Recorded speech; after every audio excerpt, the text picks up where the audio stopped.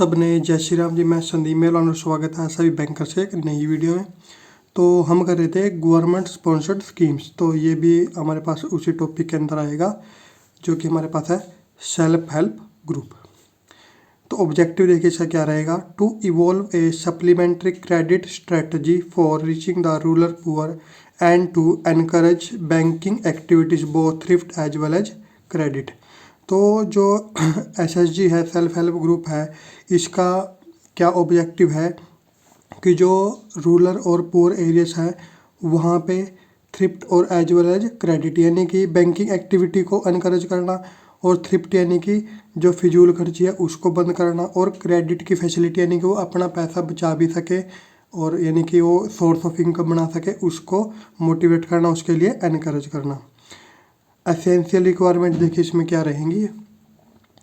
Group should have been in active existence at least for a period of 6 month, यानी कि जो group है वो कम से कम पिछले 6 महीने से एक्टिव होना चाहिए। द ग्रुप में बी इनफॉर्मल और फॉर्मल, यानी कि रजिस्टर्ड। ग्रुप इनफॉर्मल भी हो सकता है, फॉर्मल भी हो सकता है, यानी कि रजिस्टर्ड भी हो सकता है या फिर रजिस्टर्ड नहीं भी हो सकता। The group should have successfully undertaken savings and credit operations from its own resources for a period of 6 months। और जो ग्रुप है वो पिछले लगभग 6 महीने थे उसके पास खुद के जो सोर्स ऑफ इनकम होनी चाहिए, क्रेडिट सोर्स होनी चाहिए जिससे वो, या सेविंग्स होनी चाहिए जिससे कि वो अपने ऑपरेशंस जो चालू रख सके। साइज इसका क्या रहेगा, प्रेफरेबली बिटवीन 10 to 20 मेंबर्स, 10 से 20 मेंबर, और डिफ़िकल्ट एरिया के लिए जैसे हिली एरिया हो गए वहाँ पे 5 से 20 तक भी जो ग्रुप का साइज हो सकता है। नेक्स्ट है हमारे पास revolving fund. SHG can be sanctioned revolving fund where there is bank linkage of at least for 6 month in the ratio of 1:1 to 1:4, यानी कि रिवॉल्विंग फंड भी इशू किया जा सकता है। उसके बाद सब्सिडी रहेगी मिनिमम 5,000 एंड मैक्सिमम रहेगी 10,000, being equal to group corpus. Additional subsidy of rate 10,000 is available as second dose for SHG showing promise, और उससे अलग एडिशनल 10,000 की सब्सिडी और दी जा सकती है सेकंड डोज में SHG को, जो कि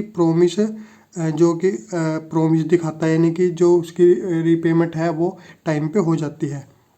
उसके बाद margin savings are considered as margin, no requirement of collateral security नहीं चाहिए, और जो फंड यूज होगा किसी भी ऑपरेशन में उससे अलग जो भी बचेगा, सेविंग बचेगी जो, वो एज ए मार्जिन यहाँ पे कंसीडर की जाएगी।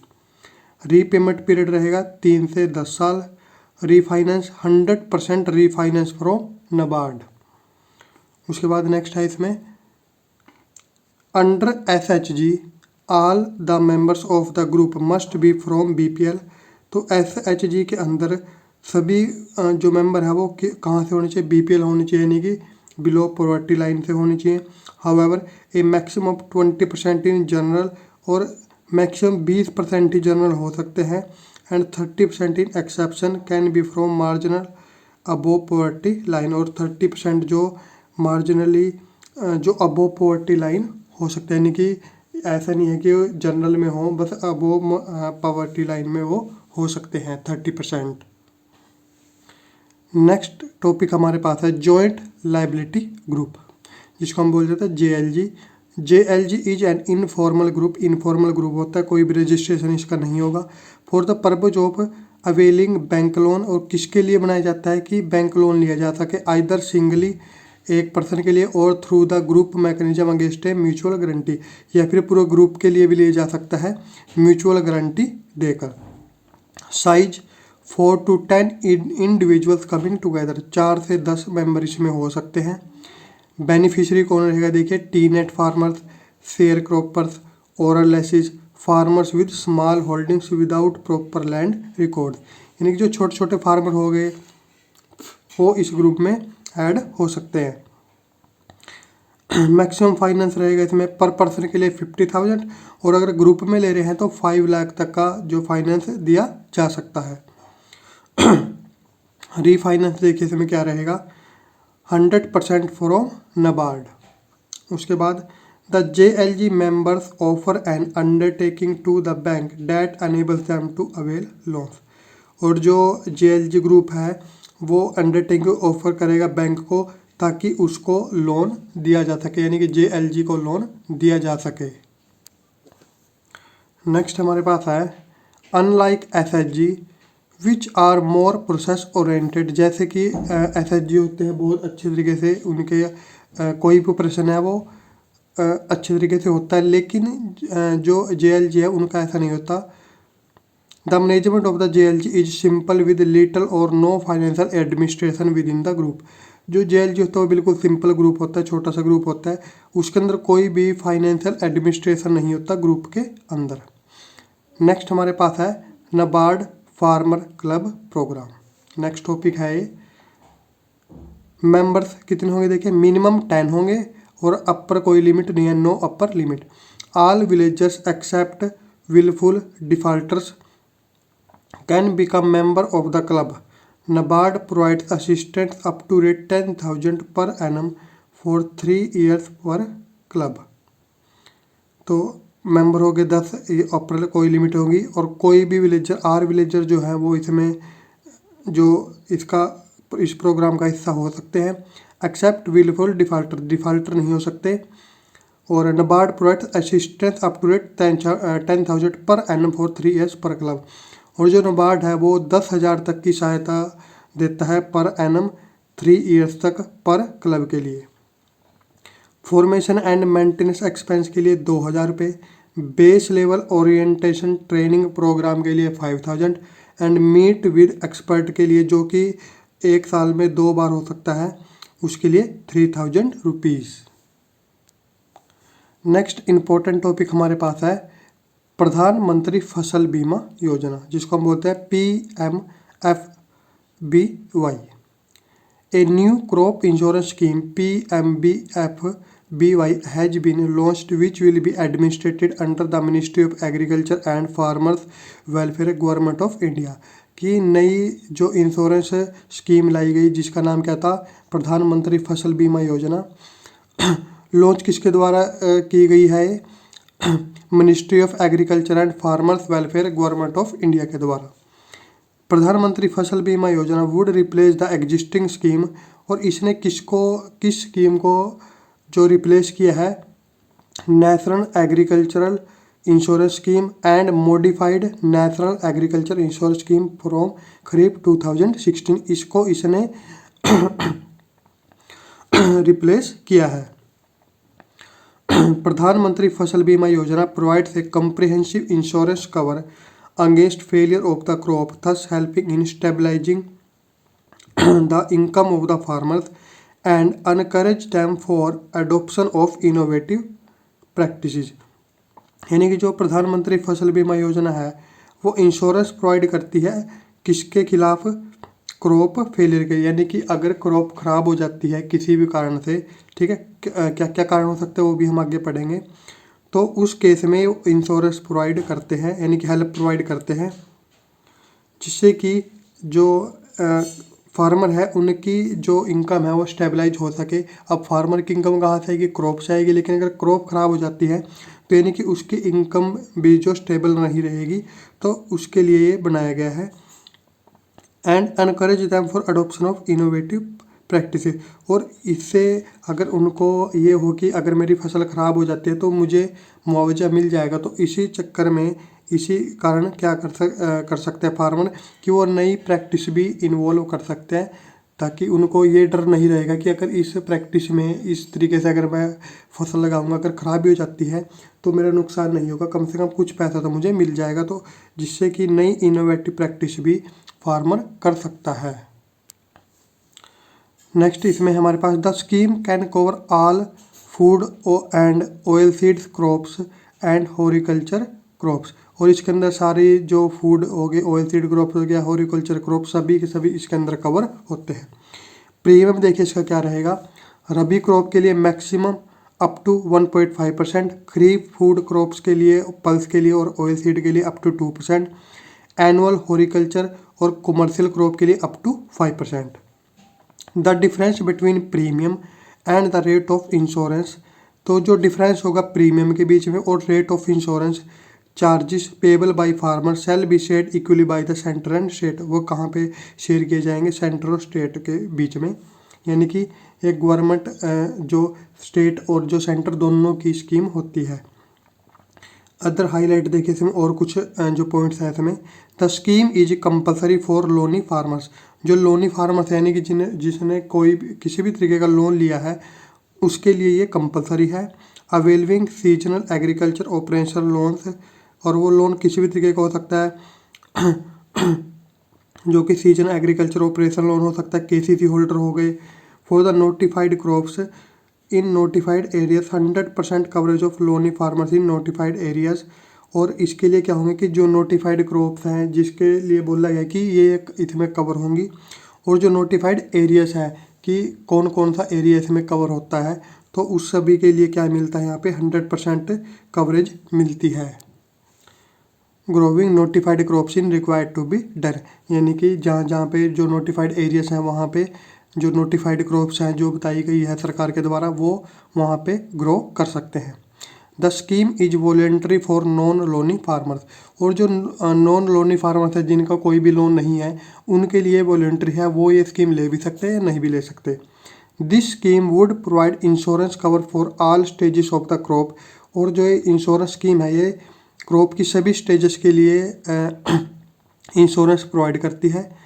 Crop cycle including post harvest, यानी कि हार्वेस्ट के बाद भी रिस्क इन स्पेसिफाइड इंस्टेंसेस। उसके बाद the scheme will be implemented by AIC, जो स्कीम है वो किसके द्वारा इम्प्लीमेंट की जाती है, AIC के द्वारा, agriculture insurance company and other empanelled private general insurance companies, और दूसरी जो प्राइवेट जनरल इंश्योरेंस कंपनीज उनके द्वारा भी। सिलेक्शन ऑफ इम्प्लीमेंटिंग एजेंसी यानी कि IA will be done by the concern state government through bidding, और जो इम्प्लीमेंटिंग एजेंसी का जो चयन होता है, सिलेक्शन होती है, वो कैसे होती है, वो स्टेट गवर्नमेंट के द्वारा बिडिंग के थ्रू होती है। The existing state level coordination committee on crop insurance यानी कि SLCCCI sub committee to SLCCI district level monitoring committee DLMC shall be responsible for proper management of the scheme, यानी कि तीनों की तीन इस स्कीम की प्रॉपर मैनेजमेंट के लिए रिस्पॉन्सिबल होती है। उसके बाद war and nuclear risk is not covered, और इस स्कीम के अंदर अगर कोई वार हो जाए, ठीक है, जैसे अभी चल रहा है कई जगह, या फिर न्यूक्लियर अटैक हो जाए तो वो रिस्क इसके अंदर कवर नहीं किया जाता। 3 लेवल्स ऑफ इंडेमनिटी, तो इसमें 3 लेवल है इंडेमनिटी के, यानी कि अगर जो लॉस हो जाए तो उसका जो मुआवजा दिया जाएगा। फर्स्ट है 70% हाई रिस्क के लिए, मॉडरेट रिस्क के लिए 80% और लो रिस्क के लिए 90%। Corresponding to crop risk in the area shall be available for all crops. उसके बाद हमारे पास है शेयरिंग ऑफ रिस्क, कि जो रिस्क है वो शेयर कौन करता है, यानी कि वो रिस्क लेगा कौन। The liability of insurance company shall be up to 350% of total premium collected, जो इंश्योरेंस कंपनी है जिन्होंने इंश्योरेंस किया है चाहे वो प्राइवेट हो, तो उनकी जो लायबिलिटी कितनी होती है 350% होती है जो भी टोटल प्रीमियम कलेक्ट किया गया है। और उसमें टोटल प्रीमियम में क्या जाएगा, जो फार्मर का शेयर था प्लस गवर्नमेंट की सब्सिडी थी, दोनों मिला के, या फिर 35% ऑफ टोटल सम इंश्योर्ड, जो टोटल सम इंश्योर्ड किया गया था उसका 35% of all the insurance companies combined which average higher, इन दोनों में से जो भी ज़्यादा हो। The losses beyond this shall be met by equal contribution from central and state government, और इससे ज़्यादा अगर लॉस हो रहा है, यानी कि ये देने के बाद भी अगर लॉस ज़्यादा है तो उसका वो लॉस कौन देगा, वो कंट्रीब्यूशन की जाएगी सेंट्रल गवर्नमेंट और स्टेट गवर्नमेंट के द्वारा इक्वली।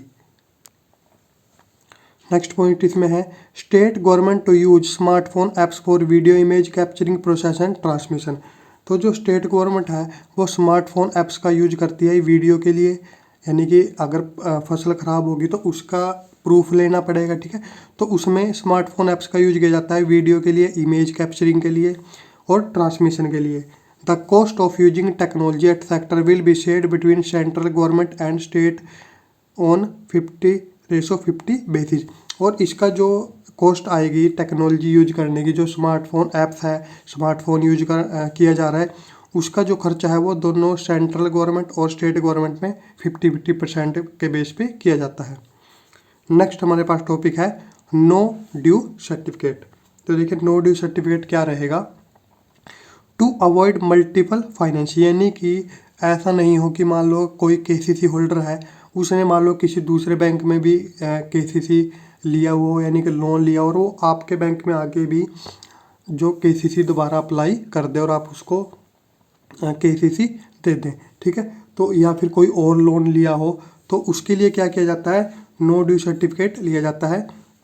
यानी कि टू अवॉइड मल्टीपल फाइनेंसिंग, यानी कि कोई पर्सन ज़्यादा लोन ना ले सके, यानी कि सेम लोन उसने कहीं और से भी ले लिया और आपके बैंक से भी ले लिया। Banks are advise to dispense with obtaining no due certificate. इसलिए बैंक्स क्या करते हैं कि जो पर्सन है, जो बोरोवर है, उसको नो ड्यू सर्टिफिकेट लाने के लिए बोलते हैं from the individual borrowers including SHG and JLG. और इसे के अंदर जो एसएचजी ग्रुप है, जेएलजी ग्रुप है, वो भी इंक्लूड है, यानी कि उनके लिए भी नो ड्यू सर्टिफिकेट जरूरी होता है। In rural and semi urban areas for all types of loans including loans under government sponsored schemes. और सभी लोन्स के लिए ये ज़रूरी होता है, और साथ में जो गवर्नमेंट स्पॉन्सर्ड स्कीम्स है जो हमने अभी पढ़ी, उसके लिए भी ये ज़रूरी है, irrespective of the amount involve unless the government sponsored scheme itself provides for obtention of the no due certificate। तो गवर्नमेंट स्पॉन्सर्ड स्कीम्स के लिए भी नो ड्यू सर्टिफिकेट जरूरी है। जब तक कि जो स्कीम है वो खुद ही नो ड्यू सर्टिफिकेट प्रोवाइड नहीं करती, यानी कि किसी पर्सन को नोटिफाई नहीं करती कि इसको देना है, तब तक सभी के लिए नो ड्यू सर्टिफिकेट जरूरी होता है। नेक्स्ट इसमें हमारे पास है direct lending to non corporate farmers. Non corporate farmers के लिए देखिए, RBI has directed banks to ensure that their overall direct lending to non corporate farmers does not fall below the system wide average of the last 3 years achievement. यानी कि जो RBI है उसने banks को direction दी है और उनको बोला है कि आप इंश्योर करो कि जो डायरेक्ट लैंडिंग है नॉन कॉरपोरेट फार्मर्स को, वो पिछले 3 साल की जो एवरेज है उससे नीचे नहीं जानी चाहिए, लास्ट 3 साल की एवरेज से।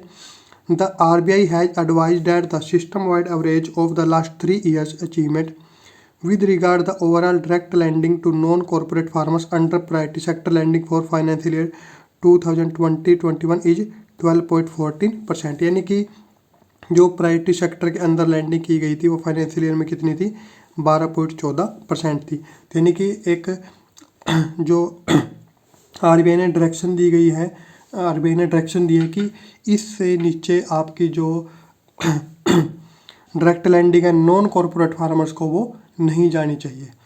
तो ये था हमारे पास आज का टॉपिक, और इसकी पीडीएफ आपको मिल जाएगी ग्रुप के अंदर, और बाकी जो भी हमने आज तक किया है उनकी सभी की पीडीएफ आपको ग्रुप के अंदर मिल जाएगी। तो इस वीडियो में इतना ही, और ग्रुप का लिंक आपको मिल जाएगा इस वीडियो की डिस्क्रिप्शन में। तो इस वीडियो में इतना ही, मिलेंगे नेक्स्ट वीडियो में नए टॉपिक के साथ। तब तक के लिए सबको जय श्री राम।